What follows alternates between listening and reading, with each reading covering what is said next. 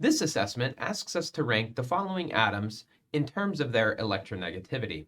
Recall that electronegativity increases as you go up and to the right in the periodic table. We'll start by comparing sodium and magnesium, both in the same row of the periodic table. Because sodium is to the left, it will be less electronegative than magnesium.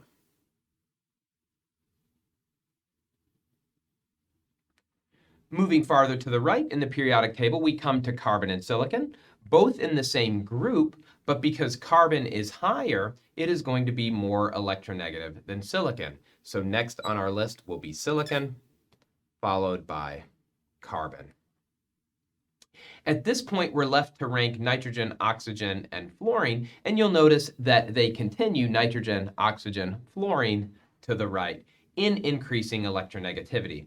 Farther to the right means more electronegative. And so the next rankings will be nitrogen, followed by oxygen, followed by fluorine.